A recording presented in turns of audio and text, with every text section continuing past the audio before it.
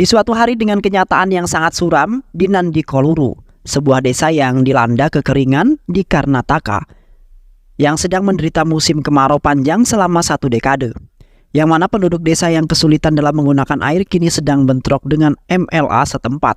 Karena pasokan air yang tidak mencukupi malah dibuang sia-sia oleh MLA, yaitu Jaga, seolah-olah tidak mempunyai rasa kemanusiaan. Seketika itu, warga desa mengamuk karena air yang dikirim oleh pemerintah habis karena Jaga telah mengeluarkan begitu saja. Jaga kemudian menghampiri seorang wanita yang bernama Kusuma yang sangat dicintai oleh Jaga. Namun, Kusuma sangat tidak suka karena Jaga selalu membuat kerusuhan di kampung tersebut. Setelah itu, warga desa pergi ke Pekan Raya untuk berdoa kepada Tuhan mereka melalui salah satu pendeta yang bernama Ajah, agar bisa mendatangkan hujan yang turun menyirami lahan mereka yang sangat tandus. Dan tak lama kemudian salah satu penduduk desa menghampiri pemimpin desa yang sedang berdoa bahwasanya MLA sedang berada di kampung, dan seketika itu mereka langsung bergegas pulang ke kampung. Sesampainya mereka di kampung, pemimpin desa kemudian mengadu kepada MLA atas apa yang telah dilakukan oleh Jaga terhadap penduduk desa. Namun MLA tidak merasa kesal terhadap kelakuan anaknya yang melakukan kesalahan yang sangat merugikan penduduk desa. Dan setelah itu MLA memerintahkan penduduk desa untuk pergi dari hadapannya, lalu MLA pergi dari kampung tersebut. Di sisi lain, penipu Virupaksa dan Prabu Deva bersama tahanan yang lain sedang melakukan penanaman benih sayuran sebagai kerja sampingan mereka saat di penjara. Sivakumar dan Prabu Deva kemudian menceritakan mengapa mereka sampai masuk ke penjara kepada tahanan yang lainnya, yang mana di saat itu mereka menyamar dengan nama M.R. Raj Khan dan M.R. Guru Singh yang merupakan seorang pembuat patung dari batu. Di saat itu mereka sedang melakukan misi dalam menipu Perdana Menteri yang bernama Mr. Anjana Dadri, yang mana Siva Rajkumar dan Prabu Deva untuk membuat patung dari batu melakukan dari properti mainan. Tiba-tiba kepala patung tersebut lepas karena mereka memasangkan kalung ke patung tersebut. Kepala patung tersebut kemudian jatuh tepat di tangan Mr. Anjanadri yang membuat Mr. Anjanadri shock. Setelah itu mereka berdua pun ditangkap oleh kepolisian dengan kasus penipuan. Di saat Siva Rajkumar dan Prabu Deva ingin melanjutkan ceritanya kembali kepada tahanan yang lain, tiba-tiba saja para polisi berlarian ke tengah lapangan karena ada salah satu napi yang ingin melompat dari atas gedung. Yang mana napi gendut yang bernama Annapru begitu karena selalu dihina dan dikucilkan oleh napi lainnya saat di dalam penjara. Dan di saat itu, Inspektur Ramesh beserta polisi yang lainnya kebingungan karena Annapru juga membawa kunci penjara dan kantor polisi. Siva Rajkumar dan Prabu Deva kemudian mengambil alih alat pengeras yang dipegang oleh Inspektur Ramesh. Setelah itu Siva Rajkumar dan Prabu Deva mengajak semua tahanan dan polisi untuk memujinya dan tidak ada yang melakukan hal buruk terhadap Annapru, yang mana para tahanan sangat menyayangi Annapru lalu mengatakan bersama-sama bahwa saya adalah penipu atau penjahat, ungkap para tahanan. Seketika itu Annapru langsung terharu dengan apa yang telah dilontarkan oleh para tahanan lain yang kemudian membuat hati Annapru luluh. Annapru kemudian turun dari gedung tersebut dan membatalkan aksi bunuh dirinya karena frustasi. Dan setelah itu Inspektur Ramesh mengucapkan banyak-banyak terima kasih atas usaha Siva Rajkumar dan Prabu Deva.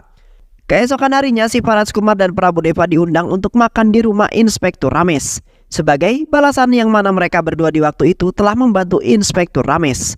Terlihat pemimpin desa beserta istrinya yang merupakan kedua orang tua Inspektur Ramesh yang sedang menengok cucunya. Tak lama kemudian ayah Ramesh meminta kepada Ramesh untuk membantu para penduduk agar bisa mendapatkan air.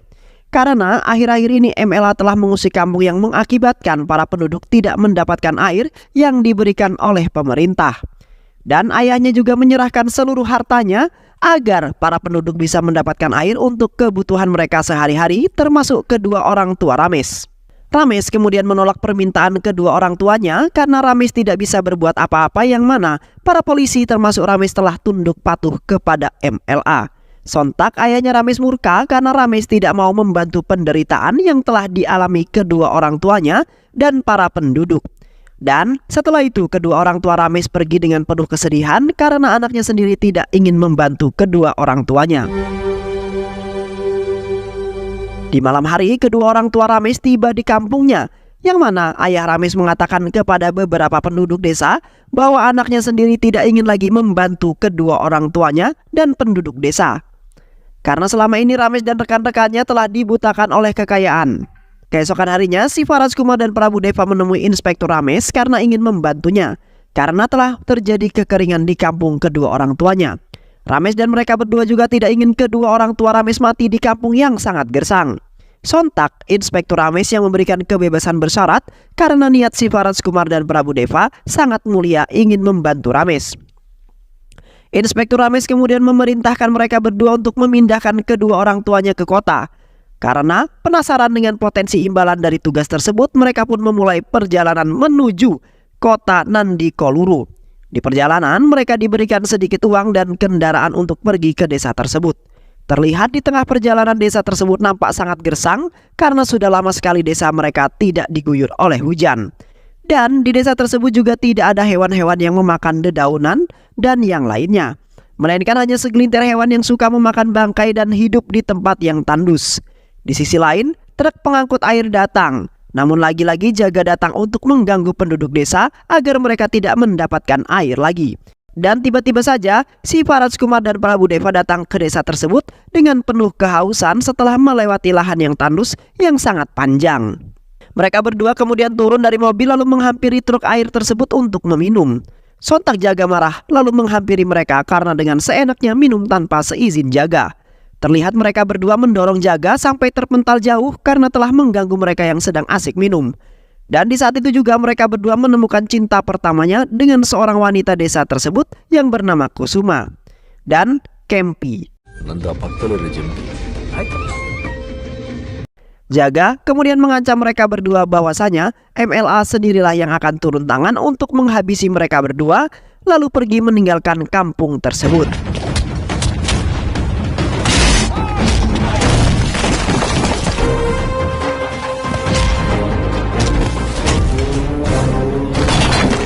Dan terlihat penduduk desa sangat bahagia karena si Faraj Kumar dan Prabu Deva karena telah memberikan mereka air dan menyelamatkan dari Jaga yang jahat. Setelah itu si Faraj Kumar dan Prabu Deva diundang datang ke rumah pemimpin desa yang merupakan orang tua Ramesh. Mereka berdua juga menyamar yang berasal dari kota Himalaya dan mereka tidak menyebutkan nama asli mereka. Si Faraj Kumar kemudian mengatakan bahwa mereka adalah orang generasi kelima dan keenam yang akan membantu desa tersebut sampai subur kembali.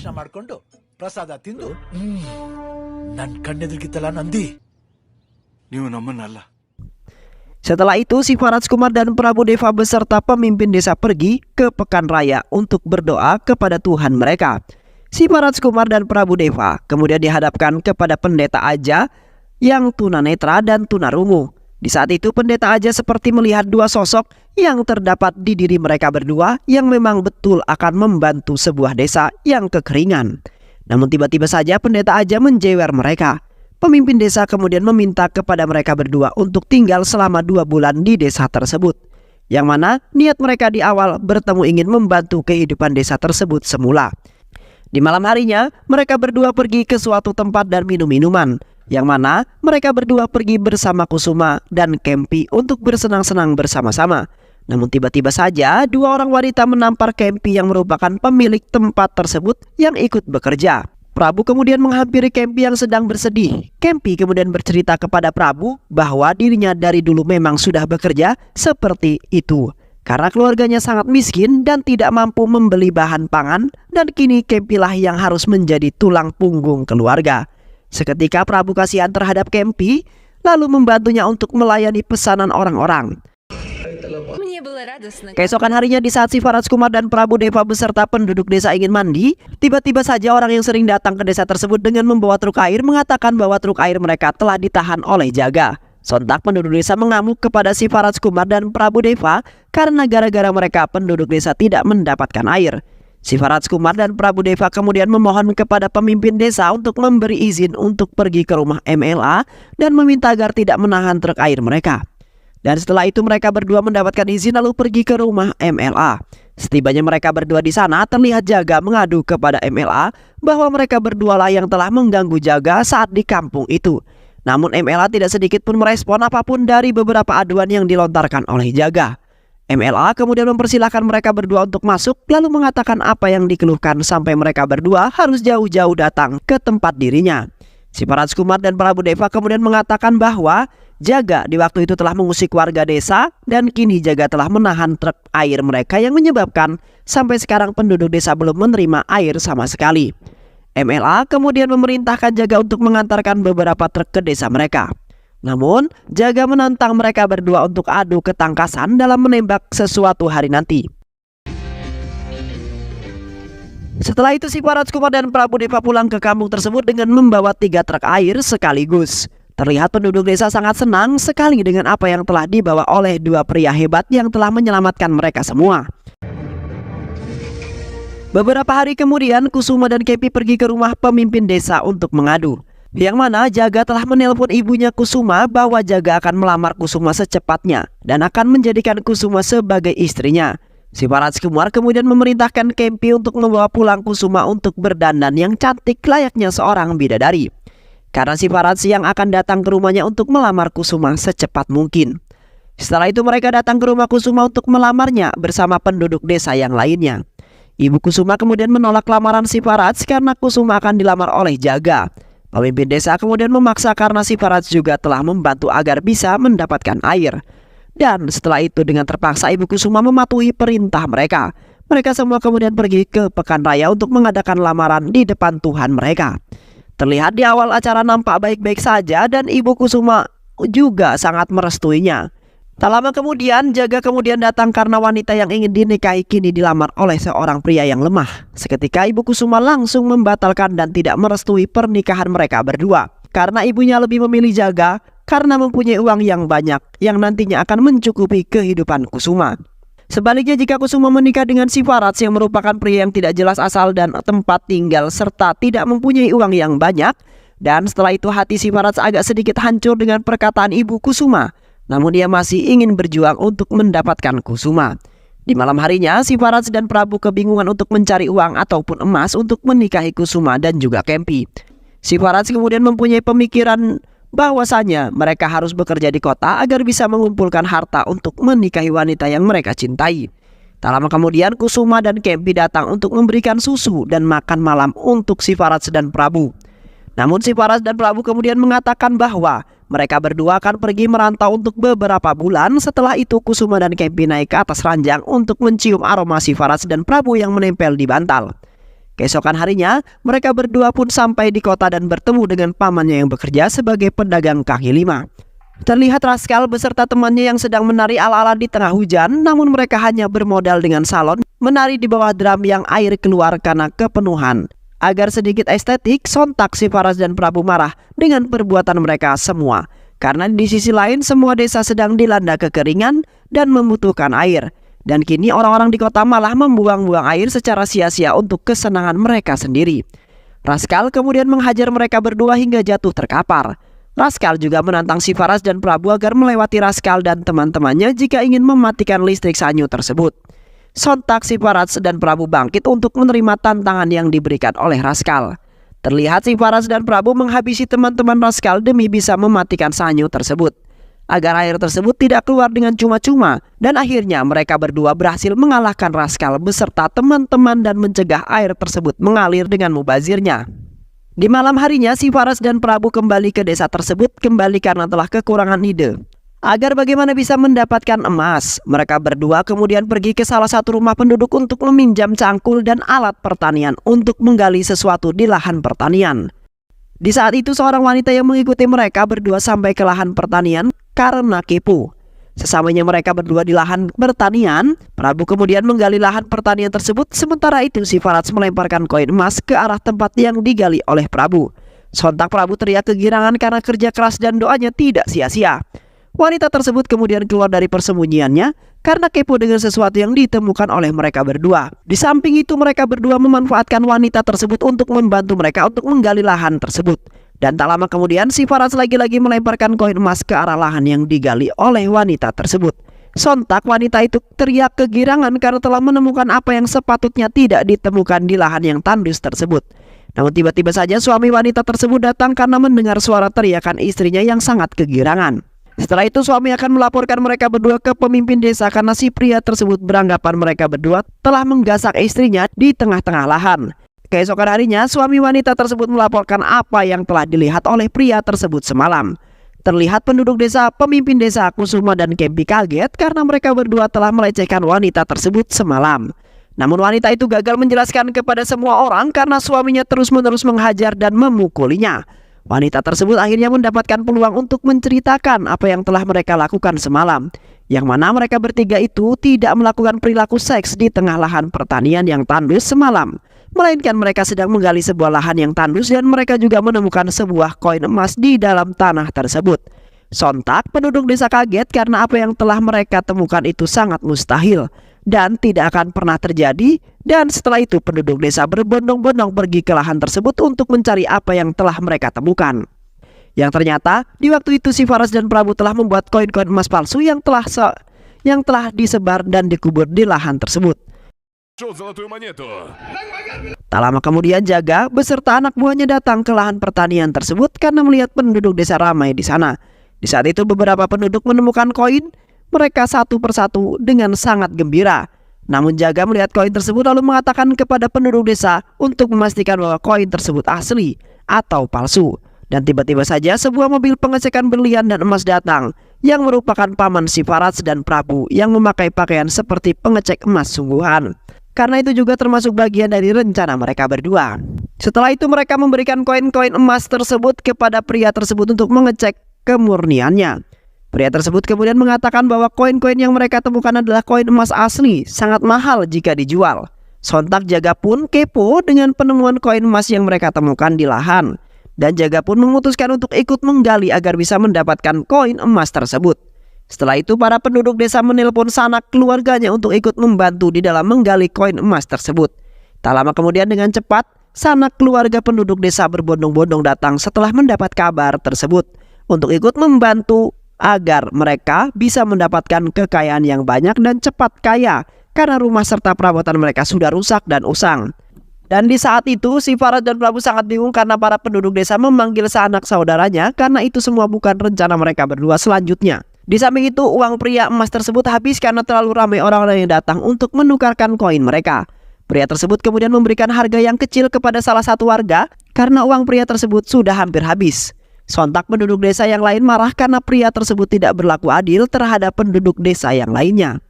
Seketika itu si Faras dan Prabu mengambil alih kendali penduduk desa yang mana mereka harus menunggu selama 2 hari karena membutuhkan waktu yang agak lama untuk menjual emas itu kembali di kota. Dan setelah itu si Faras dan Prabu memerintahkan penduduk untuk mengumpulkan koinnya lalu pergi pulang ke rumah masing-masing. Keesokan harinya Jaga penduduk desa melanjutkan penggalian kembali untuk mendapatkan koin sebanyak-banyaknya. Namun tiba-tiba saja Jaga beserta anak buahnya datang dengan menggunakan alat berat untuk menggali lebih dalam dan menghalau penduduk desa agar tidak menggali di wilayah yang mereka gali. Si Faras dan Prabu kemudian memerintahkan penduduk desa untuk menggali lahan yang lainnya. Setelah itu Inspektur James menelpon mereka berdua kemudian mengatakan, "Apakah misi kalian sudah berhasil?" tanya Rames. Mereka berdua kemudian mengatakan bahwa Rames harus memberikan sedikit waktu lagi karena di desa tersebut kini sedang terjadi sebuah masalah. Namun mereka berdua akan menyelesaikannya dengan sangat bijaksana. Setelah itu mereka berdua menutup telepon tersebut. Mereka berdua kemudian kembali ke lahan pertanian tersebut untuk memantau penduduk desa yang lainnya. Namun 2 orang pria tengah berlari dari kejaran penduduk desa yang merupakan pencuri yang mengambil koin penduduk yang lainnya.